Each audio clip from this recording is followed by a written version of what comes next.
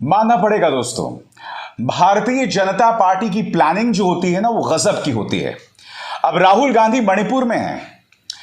एक तरफ तो भारतीय जनता पार्टी ने उन पर हमला बोलना शुरू कर दिया है कि राहुल गांधी क्यों पहुंचे, वहां शांति भंग हो जाएगी। यह बात अलग है कि 130 लोग मर गए, मगर भारतीय जनता पार्टी के किसी नेता का मुंह नहीं खुला। मगर राहुल गांधी जैसे ही वहां पहुंचते हैं, तमाम ड्रामा शुरू हो जाता है। और यह ड्रामा दो स्तर पर हो रहा है।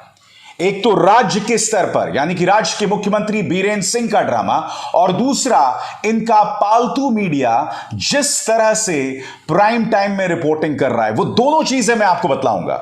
मगर सबसे पहले दोस्तों, राहुल गांधी मणिपुर पहुंचते हैं और यह खबर आती है कि मुख्यमंत्री बीरेंद्र सिंह जो हैं वो मिलने वाले हैं राज्यपाल से। यह भी खबर आती है दोस्तों कि वो इस्तीफा देने वाले हैं, और यह है उनका इस्तीफा पत्र। वो घर से बाहर निकलते हैं और उनके जो तमाम समर्थक हैं वो उनके इस्तीफे को फाड़ देते हैं। पूरा जो ड्रामा हुआ दोस्तों आपके स्क्रीन पर।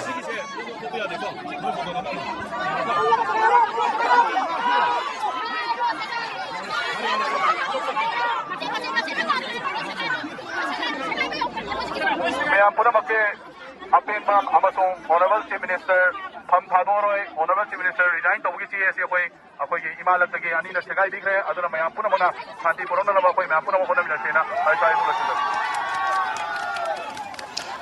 और उसके बाद देखिए दोस्तों, उसके बाद बीरेंद्र सिंह का यह बयान आता है जो आपके स्क्रीन पर है। इस खास मुकाम पर मैं स्पष्ट कर देना चाहता हूं कि मैं मुख्यमंत्री पद से इस्तीफा नहीं दूंगा। दोस्तों, एक राज्य के मुख्यमंत्री से हालात काबू में नहीं आ रहे हैं। वहां डबल इंजन की सरकार है, वहां हालात काबू में बिल्कुल भी नहीं आ रहे हैं। और वहां का मुख्यमंत्री इस कदर ड्रामा कर रहा है। पहले खबर आती है इस्तीफा दे रहे हैं, फिर बाद में समर्थक जो हैं जुट जाते हैं घर के बाहर, ये तमाम ड्रामा करते हैं और फिर कहते हैं इस्तीफा नहीं देंगे। और फिर वो जो खत फाड़ दिया गया है उसे इस तरह से जोड़ दिया जाता है फिर से। और क्यों हो रहा है ये सब? इसलिए हो रहा है क्योंकि राहुल गांधी मणिपुर में मौजूद हैं। मणिपुर पर संबित पात्रा ने कुछ नहीं कहा था, मगर जैसे ही राहुल गांधी पहुंचते हैं उनकी जुबान खुल जाती है। राहुल गांधी वहां पहुंचते हैं और वो कहते हैं कि मुझे जाने से रोका गया। वो कहते हैं कि मणिपुर की जनता के प्रति एक हीलिंग टच, मरहम का रवैया अपनाना पड़ेगा। उनका बयान आपके स्क्रीन पर। हिंसा से कुछ नहीं होने वाला है। प्रदेशवासियों से अपील है कि हमें शांति की ओर चलने की जरूरत है। मणिपुर को जोड़ने के लिए, अमन के लिए मैं हर मदद करने को तैयार हूं। मैं आपसे एक सवाल पूछना चाहता हूं, इस पूरे बयान में क्या राहुल गांधी ने कहीं पर भी कोई भड़काने वाली बात कही? सुनिए उन्होंने क्या कहा। हाथ कंगन को आरसी किया, सुनिए। I love all the people of Manipur. Manipur को शांति की जरूरत है, हिंसा से कुछ नहीं होने वाला है। मैं यहाँ हाजिर हूँ, जो भी मैं कर सकता हूँ, जो भी मदद मैं कर सकता हूँ शांति के लिए, मैं करने के लिए तैयार हूँ। धन्यवाद। प्रधानमंत्री की चुप्पी, सर पीएम की चुप्पी पे क्या कहेंगे राहुल जी? पीएम की चुप्पी पे आप क्या कहेंगे? देखिए, पीएम ने एक शब्द नहीं बोला है सर। देखिए, ये यहाँ मैं कोई राजनीतिक स्टेटमेंट करने नहीं आया हूँ। मैं इन चीजों पे कमेंट नहीं करूंगा। मैं सिर्फ चाहता हूँ कि यहाँ पे जल्दी से जल्दी शांति आए। धन्यवाद। राहुल यहाँ पर कोई भी भड़काऊ बयान नहीं दे रहे हैं दोस्तों, मगर दूसरी तरफ भारतीय जनता पार्टी के कई नेता कई शांतिपूर्ण राज्यों में जाकर वहां माहौल बिगाड़ चुके हैं। मसलन महाराष्ट्र, जब तक उद्धव ठाकरे वहां पर मुख्यमंत्री थे हालात बिल्कुल सामान्य थे, मगर फिर जैसे ही एकनाथ शिंदे और देवेंद्र फडणवीस की सरकार आती है, टी राजा सिंह महाराष्ट्र के गली गली में जाकर भड़काऊ बयान देते हैं मुसलमानों के खिलाफ। और फिर आपको याद होगा कि कोल्हापुर में क्या हुआ था। वहां धारा 144 लगा दी गई थी। वहां पर अचानक औरंगजेब का मुद्दा ज्वलंत हो जाता है। यह महज इत्तेफाक नहीं है कि टी राजा सिंह ऐसी भड़काऊ बयान करते हैं, उन पर कोई अंकुश नहीं है, सुप्रीम कोर्ट को दखल देना पड़ता है। यह हालत इन्होंने महाराष्ट्र की कर दी है। और मणिपुर पर इनका कोई भी नेता जो है वो सार्वजनिक तौर पर कुछ नहीं कहता। प्रधानमंत्री नरेंद्र मोदी जो हैं वो मेट्रो की सवारी करते हैं, और न सिर्फ मेट्रो की सवारी करते हैं, जिन लोगों से मिलते हैं यह बताया जाता है कि ये लोग कहीं ना कहीं भारतीय जनता पार्टी से जुड़े हुए हैं किसी ना किसी तरीके से। इस तरह का स्पॉन्सर्ड ट्रिप होता है। प्रायोजित ट्रिप होता है जिसकी पहले से प्लानिंग की जाती है, मगर मजाल है कि प्रधानमंत्री नरेंद्र मोदी मणिपुर पर एक शब्द कह दें। मैं आपसे एक सवाल पूछना चाहता हूं, राहुल गांधी मणिपुर गए, गोदी मीडिया इस पर कवरेज क्यों नहीं कर रहा है? बताइए, गोदी मीडिया क्या कर रहा है मैं आपको बताता हूं। और मैं जिक्र ऐसे 3 पत्रकारों का करूंगा दोस्तों, जो भारतीय जनता पार्टी के प्रचार तंत्र से जुड़े हुए हैं, जो जेल में वक्त बिता चुके हैं, जिनके खिलाफ दंगा भड़काने को लेकर केसेस भी हैं। ऐसे 3 पत्रकार मैं आपके सामने पेश कर रहा हूं। सबसे पहले यह मिसाल, सुबह सुबह दिल्ली वालों को प्रधानमंत्री मोदी का सरप्राइज। जब प्रधानमंत्री नरेंद्र मोदी मेट्रो से पहुंचे दिल्ली विश्वविद्यालय, देखिए प्रधानमंत्री मोदी की युवाओं के साथ बातचीत। इस पत्रकार में इतनी हिम्मत नहीं है कि जब प्रधानमंत्री नरेंद्र मोदी मध्य प्रदेश जा सकते हैं, बूथ कार्यकर्ताओं को संबोधित कर सकते हैं, दिल्ली विश्वविद्यालय जा सकते हैं, तो मणिपुर जाने से उन्हें कौन रोक रहा है? और बात वहां नहीं रुकती।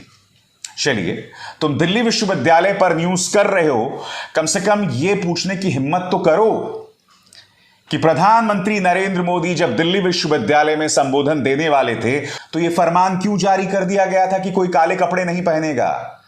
अरे भाई, हम एक लोकतंत्र हैं, उत्तर कोरिया नहीं है। We are not North Korea जहां आप इस तरह के फरमान जारी करें। क्या प्रधानमंत्री नरेंद्र मोदी को काले कपड़ों से डर है? यह हो क्या रहा है इस देश में? आगे देखिए दोस्तों, यह कवरेज कर रहा है फ्रांस की। दंगों में जलता फ्रांस, फ्रांस में दंगे कानून व्यवस्था का मसला या मानवाधिकार हनन का। और फ्रांस की चर्चा इसलिए की जा रही है क्योंकि वहां पर खबर यह आती है दोस्तों कि एक मुस्लिम युवा को पुलिस गोली मार देती है, मासूम मुस्लिम युवा को, और उसके बाद वहां दंगे भड़क जाते हैं। अब जाहिर सी बात है, जहां मुस्लिम एंगल आ जाएगा, ये गोदी मीडिया न्यूज चैनल से चर्चा करेंगे। बकरीद के मौके पर भी दोस्तों किस तरह के कार्यक्रम किए जा रहे हैं। अब दूसरा पत्रकार आपके सामने, ये वो पत्रकार है जिसके खिलाफ बाकायदा राजस्थान में पुलिस केस दर्ज है। क्या कह रहा है? एक कहानी है कि कुछ साल पहले केरल में बाढ़ से भयंकर तबाही के बीच बकरीद का त्योहार आया। कुछ मुसलमानों ने ऐलान किया कि इस बार वो बकरे की कुर्बानी नहीं करके कुर्बानी का पैसा केरल के बाढ़ पीड़ितों की मदद के लिए भेजेंगे, कुर्बानी के असली मायने। यानी बकरीद में अगर बकरी की कुर्बानी दी जाएगी तो इस तरह से ये पत्रकार जो हैं उसकी चर्चा कर रहे हैं। मैं आपसे एक सवाल पूछता हूं, कई हिंदू मंदिरों में जानवरों की कुर्बानी दी जाती है, क्या इन पत्रकारों में हिम्मत है उसके बारे में चर्चा करने की? नहीं करेंगे। अभी कुछ दिनों पहले पटना का एक वीडियो वायरल हो रहा था। वो वीडियो होली से एक दिन पहले का था। सुबह 3 बजे से लोग मटन खरीदने के लिए बूचड़ खाने के बाहर लंबी लंबी लाइनें लगाए हुए थे। यह पटना में हो रहा था होली के मौके पर। मैं एक सवाल पूछना चाहता हूं, जो लोग बकरीद के मौके पर बेजुबान जानवर की जान को लेकर इतने चिंतित हैं, जब हिंदू खाते हैं मांस तो क्या इतनी चिंता दिखाते हैं? या वो जो खुद हिंदू मांस खाते हैं वो ऐसे दोहरे मापदंड क्यों रखते हैं जब बकरीद आ जाता है? यह सवाल पूछा जाना चाहिए। ठीक है, नवरात्र के मौके पर मांस नहीं खाना चाहिए क्योंकि उससे जुड़ी हमारी धार्मिक भावनाएं हैं, मगर ये दोहरे मापदंड नहीं हो सकते हैं। बकरीद के वक्त हम जानवरों की कुर्बानी की बात करें, मगर बाकी दिन हम छक्कर मटन भी खाएं, चिकन भी खाएं, सब खाएं। और यही दोहरे मापदंड इस पत्रकार में भी दिखाई दे रहे हैं। आप देख रहे हैं, मैं आपको 2 मिसाल दे चुका हूं। दोनों ही मिसालों में ये पत्रकार जो हैं राहुल गांधी की मणिपुर यात्रा पर कुछ नहीं कह रहे हैं, क्योंकि अगर राहुल गांधी की मणिपुर यात्रा की चर्चा होगी तो कटघरे में प्रधानमंत्री होंगे। लोग ये सोचने पर मजबूर हो जाएंगे कि भाई अगर राहुल गांधी जा सकते हैं तो प्रधानमंत्री क्यों नहीं जा रहे, क्योंकि प्रधानमंत्री ऐसी किसी जगह पर नहीं दिखना चाहते जो भारतीय जनता पार्टी की नाकामी की दास्तान है। प्रधानमंत्री वहां बिल्कुल भी नहीं दिखना चाहते। एक रेल हादसा होता है, वहां पर भी प्रधानमंत्री की प्रशस्ति गाई जाती है, वहां पर भी उनका प्रचार होता है दोस्तों। अब मैं आपको एक तीसरे पत्रकार की मिसाल देता हूं। ये देखिए, यहां पर देखिए, ये यूनिफॉर्म सिविल कोड पर डिबेट कर रहा है। मैं आपको लगातार कह रहा हूं, प्रधानमंत्री ने इन लोगों को बाकायदा एक टूल किट दे दिया है कि अब अगले 1 साल तक यूनिफॉर्म सिविल कोड, राम मंदिर, इन तमाम मुद्दों पर डिबेट करो। जो असली मुद्दे हैं, मसलन मणिपुर, इस पर कोई चर्चा नहीं करेगा। और हां, यह भी फ्रांस की चर्चा कर रहा है। क्या कह रहा है आपके स्क्रीन पर? इससे पता चलता है कि यह व्यक्ति मानसिक तौर पर किस कदर बीमार है। यह देखिए, जगह फ्रांस, क्या हुआ? कई शहरों में हिंसा का कोहराम। असर किसने किया? मत बोलो। संपूर्ण सन्नाटा, सेक्युलरिज्म के सारे सूरमा गायब। मैंने आपको बताया ना, फ्रांस में एक 17-18 साल का लड़का था जिस पर पुलिस गोली चला देती है, और वो मुस्लिम लड़का था, और उसी को लेकर दंगे भड़क जाते हैं, पुलिस की ज्यादती को लेकर।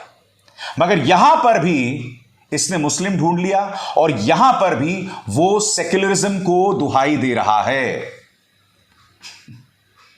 इसलिए मैं कहता हूं, यह मीडिया मानसिक तौर पर बीमार है। और जहां तक भारतीय जनता पार्टी की बात है दोस्तों, उनका एक ही मकसद है कि विपक्ष के तमाम नेताओं को अपराधी साबित करो, उनकी तुलना अपराधियों से की जाए। हां, बुनियादी मुद्दों की कोई बात ना करे। राहुल गांधी वहां चले जाते हैं, संबित पात्रा उनके बारे में न जाने क्या क्या कहते हैं। मगर बड़ा प्रश्न, जिस तरह का ड्रामा बीरेन सिंह ने किया, उसको लेकर कोई मीडिया वाला बीजेपी से सवाल नहीं करेगा। कांग्रेस इस मुद्दे को उठा रही है। क्या कहती हैं सुप्रिया श्रीनेत? आइए सुनते हैं। जब मणिपुर जल रहा है, 130 लोगों से ज्यादा की हत्या हो चुकी है, हजारों लोग विस्थापित हैं, बिल्डिंगें जल के स्वाहा हो गई हैं, तो भारतीय जनता पार्टी इसको लेगेसी इशू बताएगी? आपकी तो तथाकथित डबल इंजन की सरकार है। कोई और सरकार होती और नैतिकता होती तो कब तक मणिपुर की सरकार बर्खास्त कर दी गई होती। ऐसे वो कौन से कारण है जो बीरेन सिंह आज भी वहां के मुख्यमंत्री बने हुए हैं? मैं ये इस मंच से पूछना चाहती हूं, कोई व्यावसायिक रिश्ते हैं क्या भारतीय जनता पार्टी के बड़े मंत्रियों के साथ, या कोई क्रिकेट एसोसिएशन का रिश्ता है? रिश्ता क्या है कि इनको मजबूर होना पड़ रहा है? रिश्ता क्या है कि ये सरकार को बर्खास्त नहीं कर पा रहे हैं? रिश्ता क्या है कि ये जवाबदेही नहीं तय कर पा रहे हैं? और कहां है नैतिकता इस देश की? इस देश का एक हिस्सा जल रहा है और प्रधानमंत्री शांति की एक अपील नहीं करते हैं, और उनके बददिमाग प्रवक्ता आके यहां पर लेगेसी इशू बतियाएंगे। शर्म आनी चाहिए ये कहने से पहले। आपने इस देश के मणिपुर का नहीं, हजारों जगहों का विश्वास तोड़ा है। मणिपुर का विश्वास आपने इस तरह से ध्वस्त कर दिया है कि उनका प्रशासन में और सरकार में विश्वास जताना दोबारा से जरूरी है, और वही राहुल जी करने जा रहे हैं। तो मुद्दा बिल्कुल साफ है दोस्तों। असली मुद्दों से लोगों का ध्यान भटकाया जाए, जवाबदेही तय न की जाए, प्रधानमंत्री नरेंद्र मोदी के लिए ऐसी कोई स्थिति ना पैदा की जाए जिससे वो खुद को असहज महसूस करें। प्रधानमंत्री ऐसी किसी जगह पर ना पहुंचे जिसके जरिए भारतीय जनता पार्टी की नाकामी जाहिर हो। बस यही मकसद है। इसमें बीजेपी तो लगी ही हुई है, मीडिया भी किस तरह से उसका साथ दे रहा है उसकी मैं आपको मिसाल दे चुका हूं। अभिसार शर्मा को दीजिए इजाजत। नमस्कार। स्वतंत्र और आजाद पत्रकारिता का समर्थन कीजिए, सच में मेरा साथी बनिए। बहुत आसान है दोस्तों, इस ज्वाइन बटन को दबाइए और आपके सामने आएंगे ये 3 विकल्प, इनमें से एक चुनिए और सच के इस सफर में मेरा साथी बनिए।